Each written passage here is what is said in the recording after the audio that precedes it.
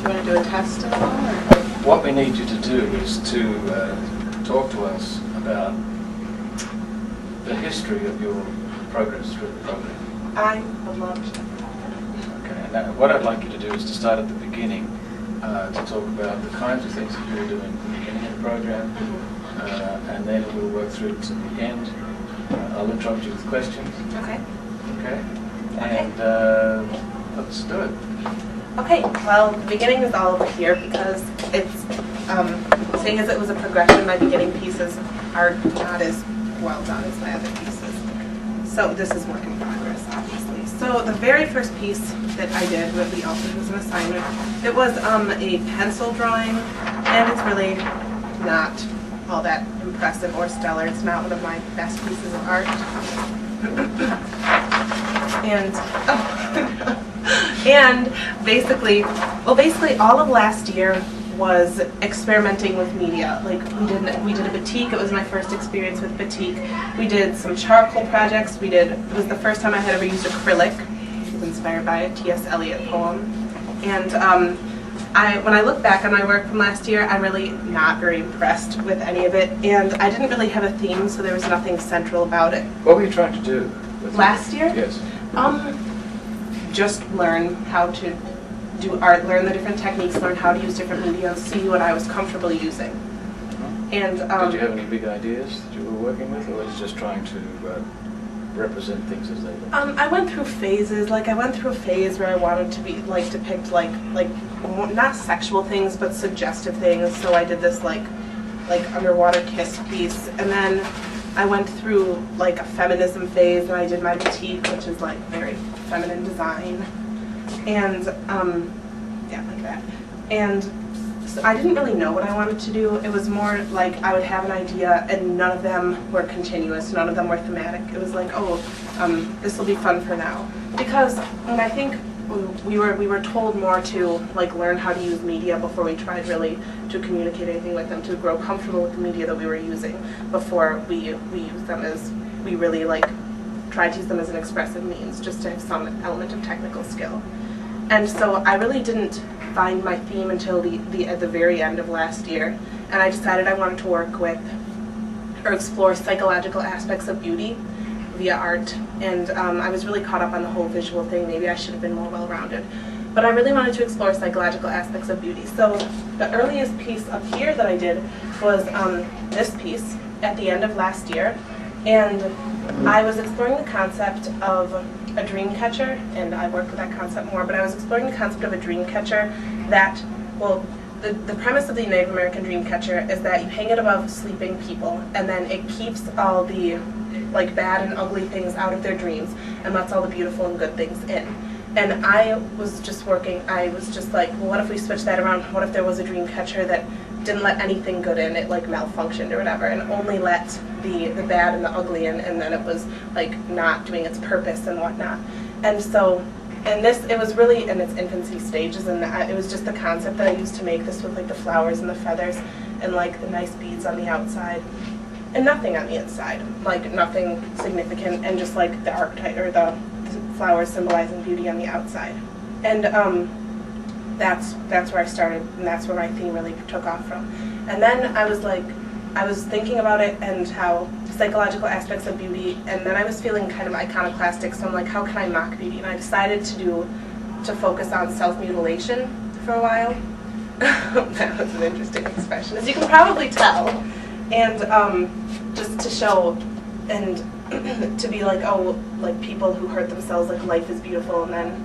Did you know anybody who hurt themselves? I did know people who hurt themselves, several people. And that was what inspired me, so to make a statement about it. How does that work? Tell us what you were working with. In regard to self-mutilation? Yeah, how does the image itself, how did your choices when you made the image communicate to us? Well, I was operating from the premise of mockery of beauty, but I knew that what I was trying to say to the viewer, I was trying to expose them, because self-mutilation, like your facial expression yes. when you heard the term, was like no one wants to see it and no one wants to deal with it. And so I was being really like confrontational with my art and like forcing it and laying it out really cleanly and like this is what you have to see, and like not being apologetic about it. And that was the premise for that, and that was a long stage. I did this plaster sculpture and this wrist piece and the Weaving Collarbone Batik.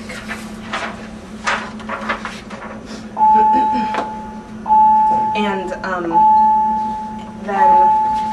then there was the cut piece is just like me being witty, and then like less blatant self-mutilation. Well, there's that piece.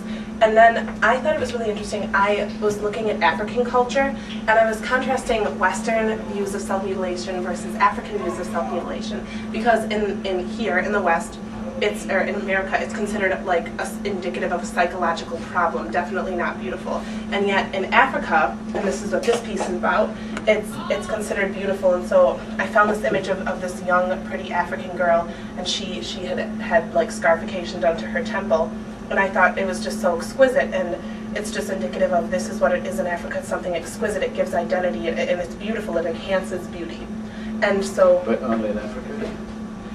Tribal Africa is the only place that I've researched that I know of, unless you consider tattoos scarification. But as far as like the actual cutting for keloid scars, because African American skin is really good for keloid scars, which are a type of scar that raise up when they heal, and so they leave really blatant marks on the skin, and so I think that might be why it's so prevalent more in Africa.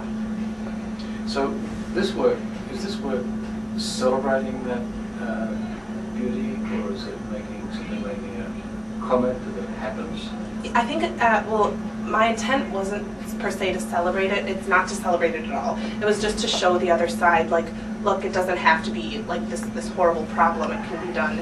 It can be a way of life, and it's just something different. It doesn't have to be considered like you're psychologically messed up, or that you're depressed, or anything like that. It doesn't have to be morbid. It can just be like a decoration in Africa, and not that I'm advocating that here at all. But it was just to show the other side of the spectrum, because I was really heavy on like morbid and blood, and I got really sick of that. And so I wanted to show the other side, and that's what that piece was.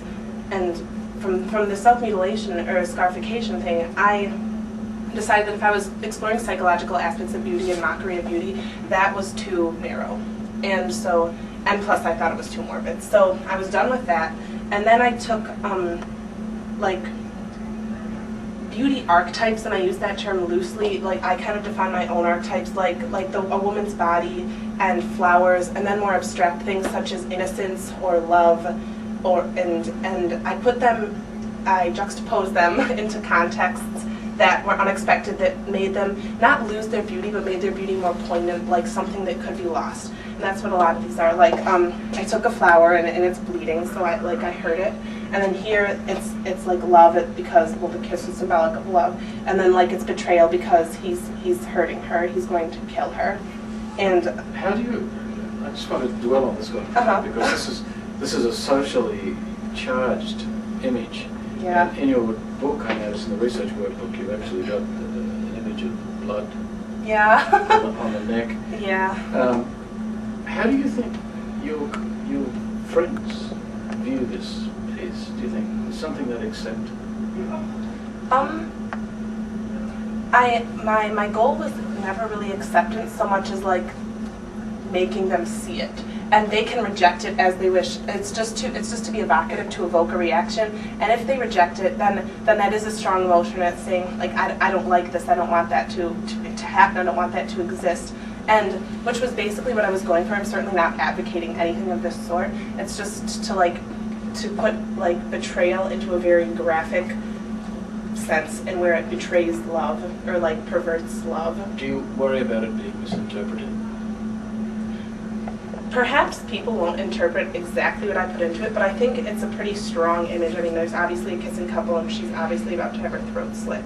So, I mean, just those images together, for to be candid, but those images together, they can't really be misinterpreted. Someone might not be like, oh, she's not advocating this, or oh, like this is symbolic of a past relationship. But so long as it makes them think, and or evokes any sort of reaction, that's really what I was going for. How do you think parents and the school community would respond to this on display in the school? Well, it was on display in the school. And what happened? The counselors wanted me to take it down, and I didn't.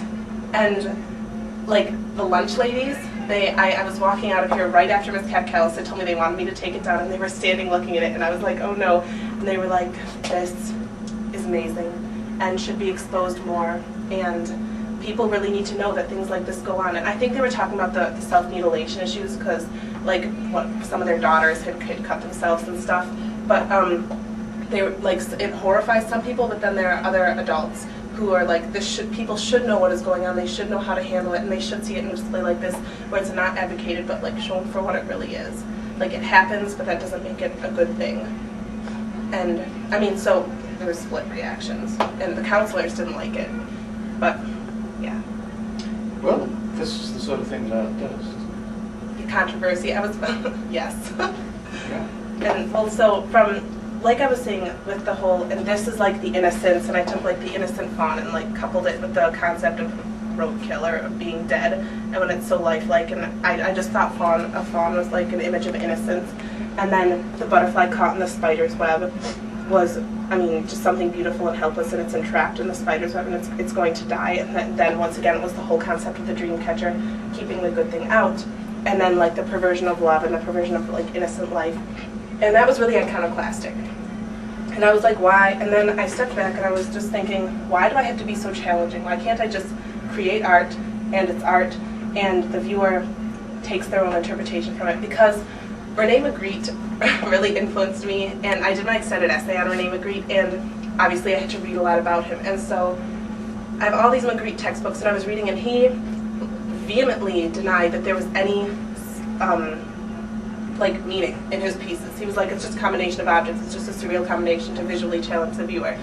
But this was to like the psychoanalyst, and yet like when you look at his motifs and whatnot, you can see themes throughout, and you know that he must have chosen these images for a reason. They were significant to him. But then what he said later on was that he uses symbols for one reason, because they mean something to him. They won't mean the same thing to anyone else.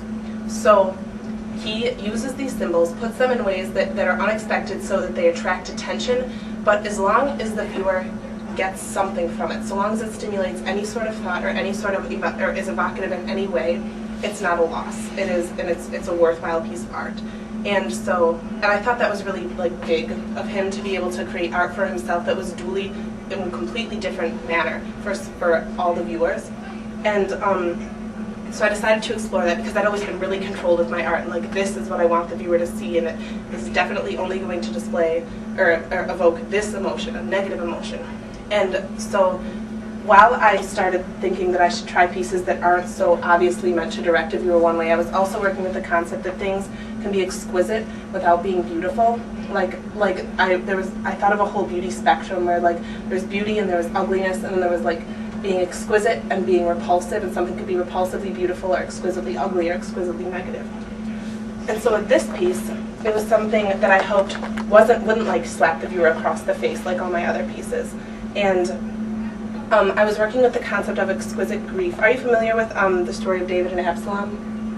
Okay, well, I was working with the story of David and Absalom because I thought that David's grief at Absalom's death was the most poignant example of grief after betrayal and everything that I had ever heard of, and it had like transcended and come through all this time. And I really appreciate the story, and I just thought it was a really poignant example of grief. So I did that, and I did like evocative overused symbols like a rose and an eye, and put it together with the words, and then collage the background with the newspaper to give it like more intrigue. Do you think the viewer would get it, knowing the ordinary person? Get what? What do you mean? But they're not supposed to. That's what the whole piece was about. I created it, I created the whole exquisite grief exploration for me, but then because the images don't really tie together in any way, and there's all this text involved, the viewer can think anything that they want, absolutely anything. And that it was just an exploration of challenging, not like overtly challenging, but just presenting something that forces the viewer to think for themselves and isn't like, here, this is the meaning of my piece. But it's like, look at these images, what do you think they mean? And so it was just presenting things in a combination that would make the viewer think, but that I couldn't possibly predict what they would think. What do you think, I just want to ask a general question about art now. Okay. What do you think gives artwork, its power? makes artwork good? Well, we had like 3 hours. Maybe I probably Just still cut down couldn't to answer the question. 3 or 4 minutes. Good art, I'm not going to give a textbook definition. My personal definition, what I believe is good art, is art that is evocative. It doesn't even necessarily have to make a statement. Art that is innovative and evocative and that the artist cares about. Not that was commissioned just for, well, not that I have anything wrong with commissions, but if they were just commissioned to crank out like art that they really don't care about, that they're just going to sell, it can be pretty, it can be appealing to look at, but I don't think that makes it good art. I think good art has to be multifaceted. What if the artist is the only one who cares about it? Well, then in the artist's eyes, it's good art, but in my eyes, it wouldn't necessarily good be. I actually did a museum visit about this one girl who like was supposedly displaying all these sexual images in her art, but it was just like paint splattered. It looked like a little bit more blocky Pollock, and I was talking about it like I didn't think it was good art because I couldn't see it, but if she says it's there, then there probably are people to whom it's good art, and that doesn't mean it's not art. Just because I can't appreciate it doesn't mean that other people can't. Is it good? I mean, if nobody but the artist thinks it's good, or nobody but the artist really gets it, then it's good to the artist. I don't think any piece of art is good to everyone. It's always good to a certain person. Like the psychoanalyst thought Magritte's art was poor because either he wouldn't tell them their meaning or there was no meaning, which meant it couldn't have been good art. But so art, good is never universal in art. I don't think there's any one artist who everyone will agree, oh, he was a good artist or he created good art. So if art is good to one person, then it's good to that person. And some are more powerful. Some artists are better known and more influential than other artists. yeah, better able to influence, but I don't know. Why is that? Maybe because they consider the viewer more when they create their art, or maybe I don't know, because they consider the viewer more when they create their art, or just they make statements, like they have something to say, and so they make it, or they're more passionate about their artwork, or they're trying to accomplish something, not just to create art. And like it's like the whole concept of like the doers and then like the people who just be. And I suppose like if there's an artist and they just want to celebrate art, then they could just create for themselves. And it could be good art, it could be not good art. Apparently they would like it. This is all hypothetical. They would like it because they continue to create. But if there's an artist who's creating for a purpose, then it would probably be considered good by more people, simply because it's more evocative, or more passionate, or just more pleasant, more universal. Okay. Good.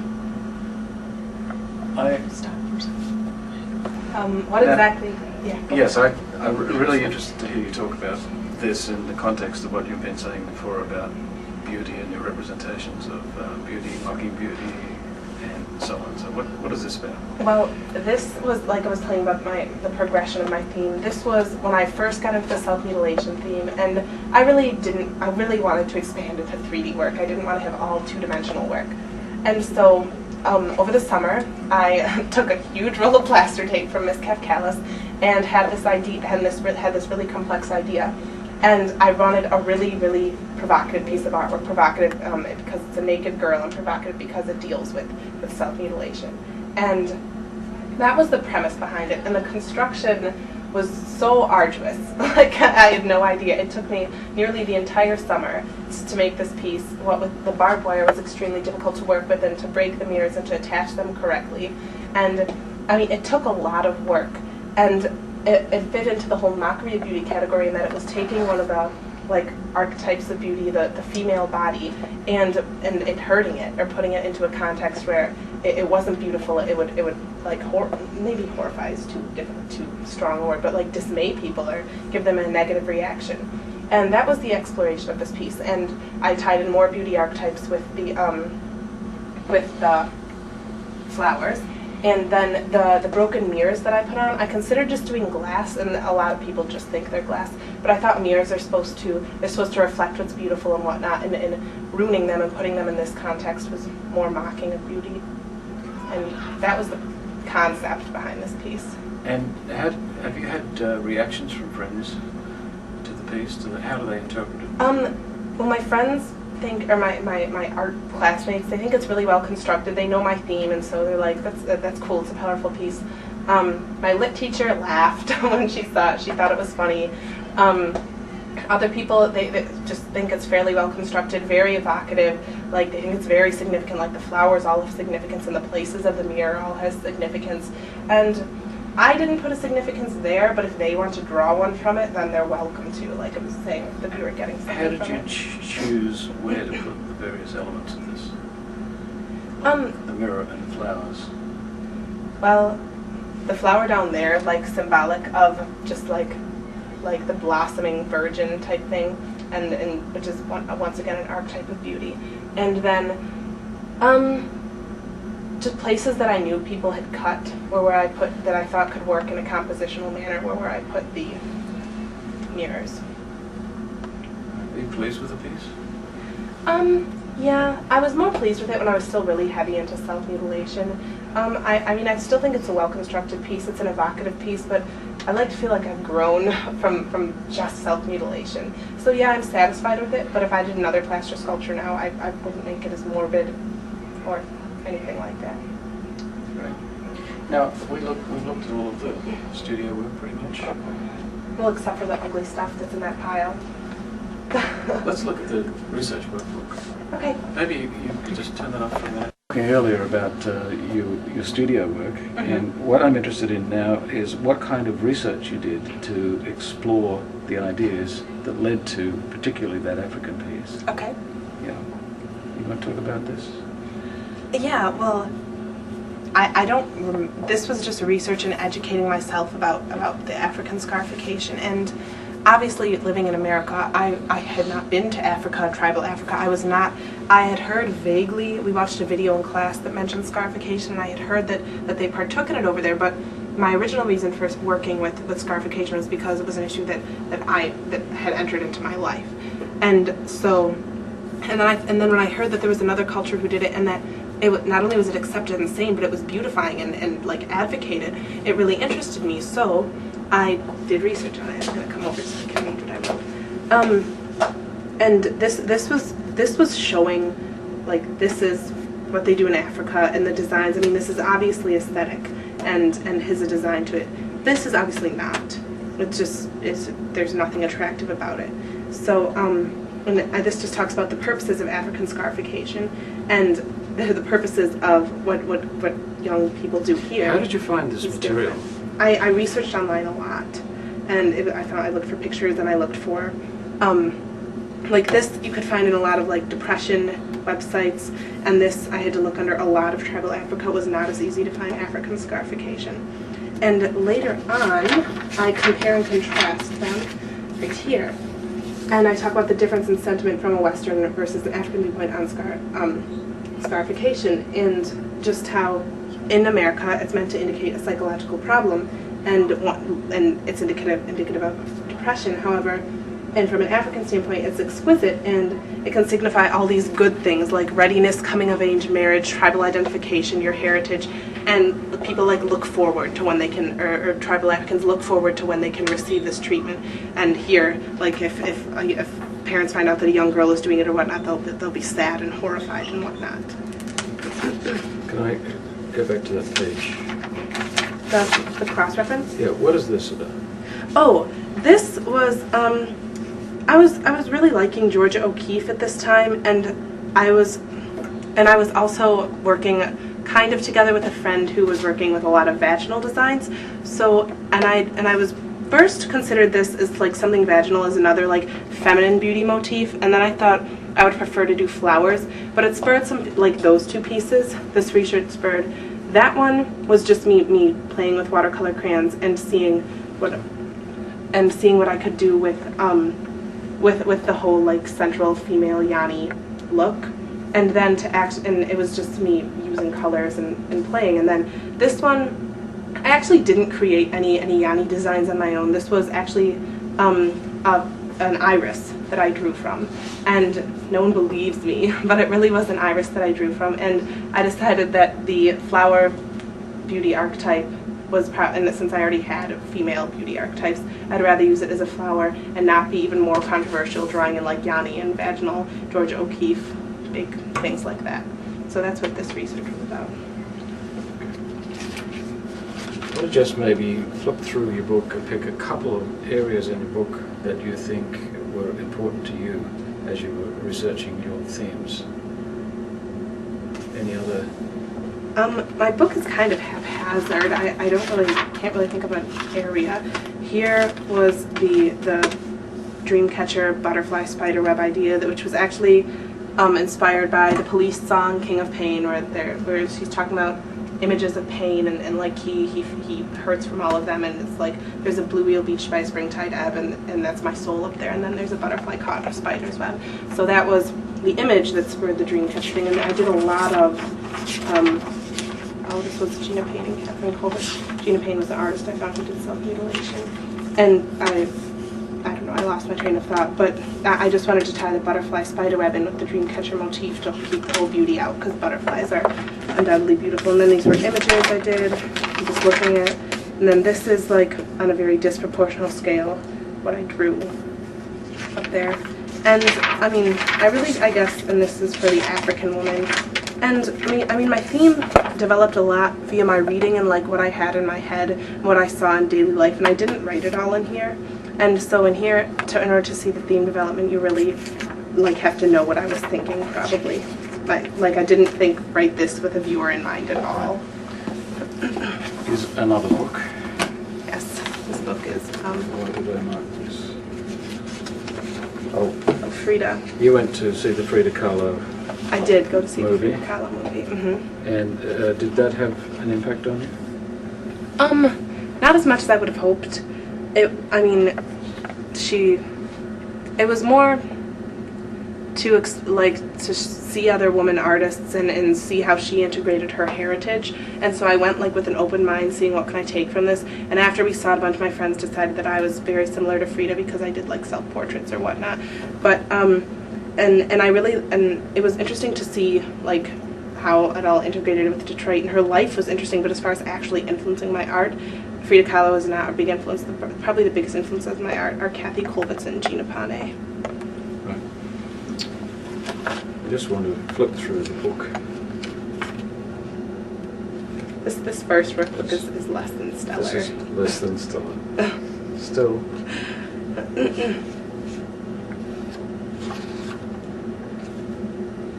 It's an interesting page. Yeah. Sort of amazing. And that's for that blue piece. There's research for that. Okay. Maybe. Question for you, and that is having done the art course, the art program, what do you think were the most important things you learned in the 2 years of the program? About art? About art, about art and you, if you like, or about the role of art. Whatever you think is important to you as a consequence of taking the art class.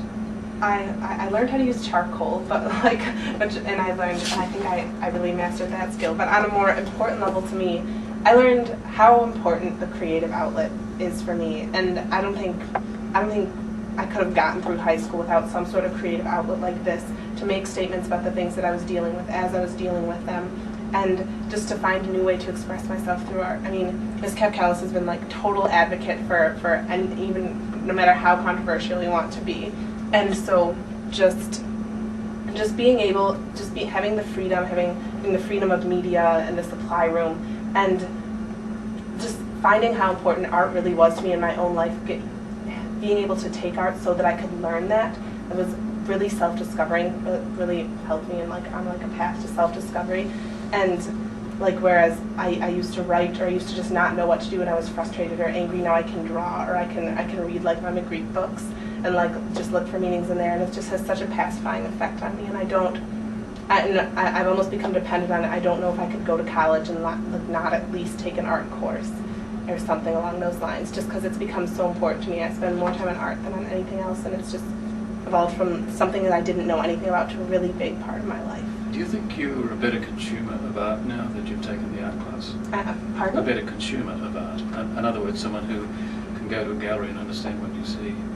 Well, I like to think so. I don't know if I'm being biased. I don't know if I could accurately say. I feel educated, like I can go and be like, oh look, Impressionism, or oh look, he's trying to imitate Degas, or something along those lines. And I definitely have more appreciation, and I won't go anywhere and be like, oh, I could do that, and like stuff like that. And now that I've been more educated about the movements and what is trying to be achieved, I can appreciate the intent more.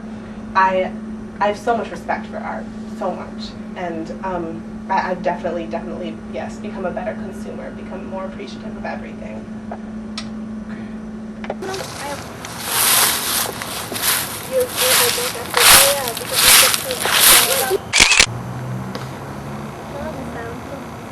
I like it too. That's cool.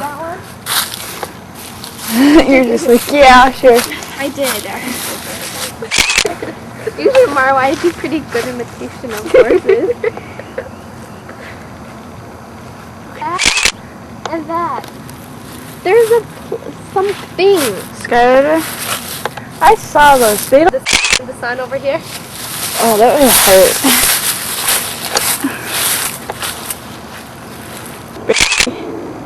It's kind of cool. Yeah, that's cool. Check that out. Whoa. That is weird. Cool. That looks kind of weird. Pretend I'm a rabbit. I like pretending. That's kind of cool. Yeah, that's pretty. I do because of the color though. Yeah, no. Many different shots. Never said we had to use them. But they're all really good though. Tell what you want. Like that. No one knows. I just Look at this. I pretend to be a rock star sometimes. I don't pretend to be a So pitiful.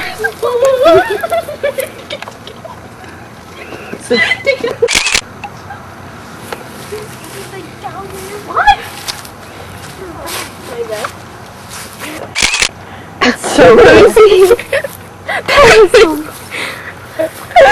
It's too wacky. They're gonna like. I don't want to be in it. I have a really good swings picture. It's really sweet.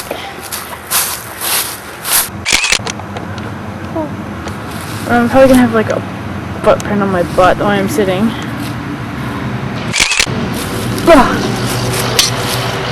It's good there's no TV on it, but I paid Providence. It was, you know, Sam. Oh yeah. She finally broke up with him.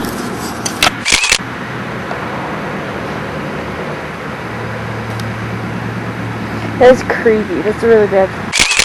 Keeps getting like the same position. You know, sort of like half in and half out. That's like so cool. I'm for Thanksgiving.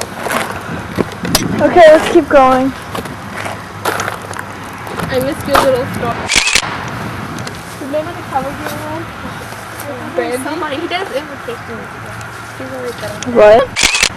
Where'd it go? Dang it. It's that red little thing in. That's it. It's probably inside the ground. Let me see. Whoa, that's cool. Zoom in. Yeah, completely. Move ahead so. Oh, that's cool. Let me see. Whoa, that's cool. Looks kind of like.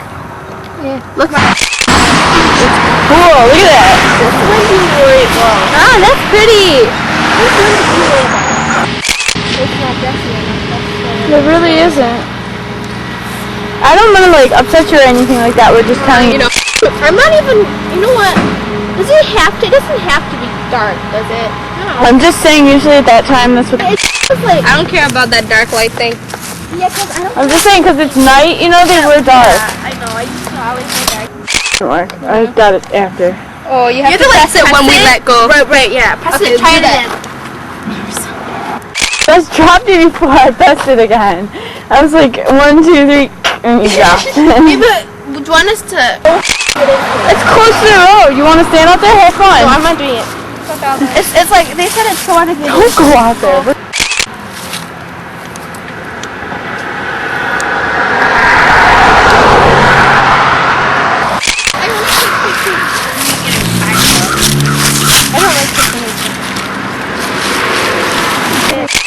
That is so pretty. Let me see.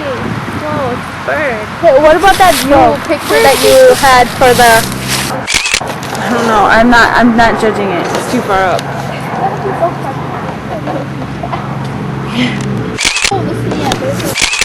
Ah! How's it going? Oops. Very. Won't be, but at home. Oh. No, my Everybody's different at my home. sister's so much more. Yeah, Yeah, everyone's different. I think I'm just more like. I don't know more than now. Let me see. That's good. It's fine. Yeah.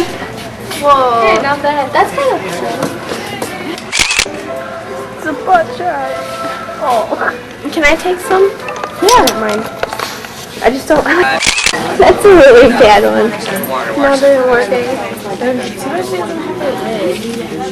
Oh man. The really horrible one. I kind of got him like watching little people. Oh, that's the kiss. I can't take these. I can't take these. Give me the camera. Hold on. Let me take one more.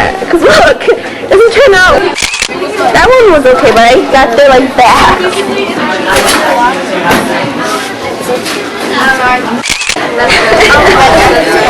Really weird.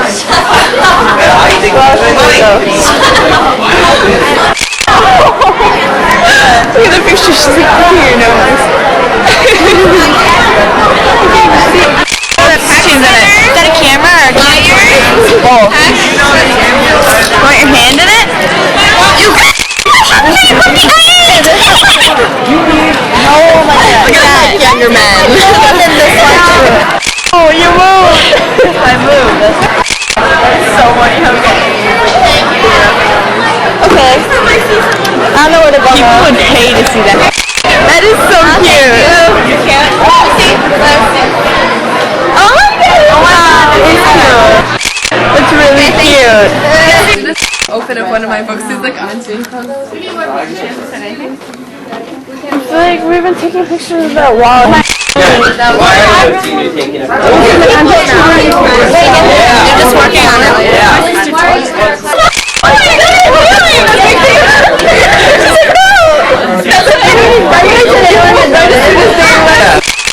Oh, I should get my trench coat. That's funny.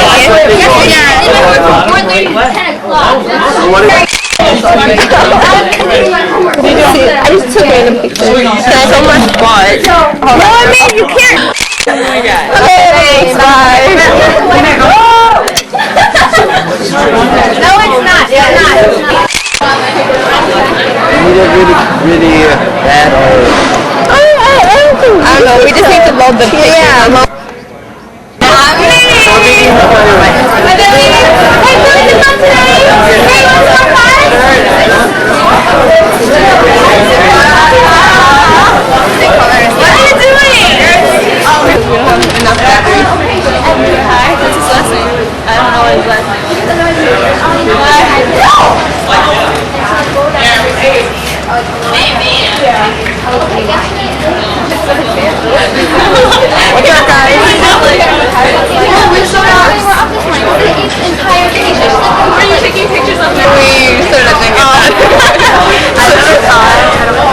There's not much done. I know, we just have the Friends song playing. That is cool.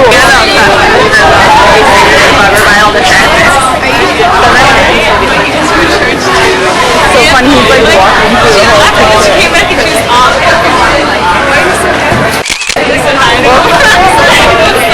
Battery's about to die. You can smile. No, it's okay.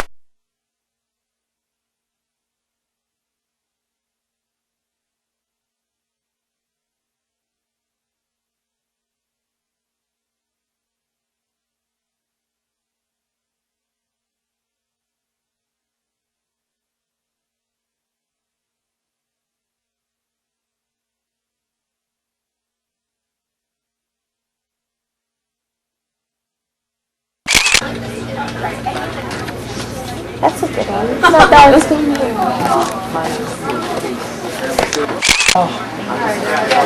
Good one. Are you sure you don't want to? I'm hopping the... I didn't do that. But why won't it work? No, don't press it again. That's so horrible. You take one. Not a Carrie. Carrie's bad. Okay, it's fine.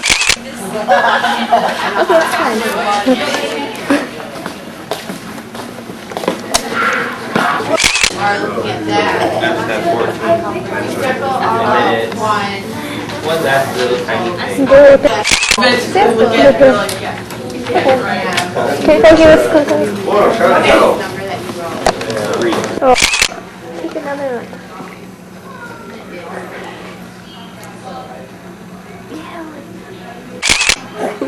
Oh man. Okay, I'll take another one.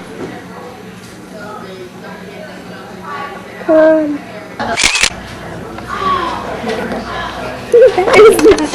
You gotta rip. Look, you think you like this?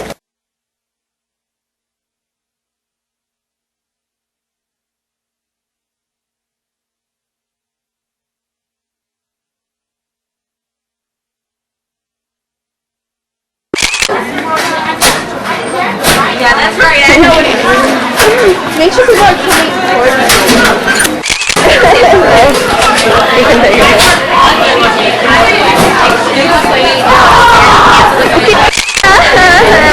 Get some color. You look good.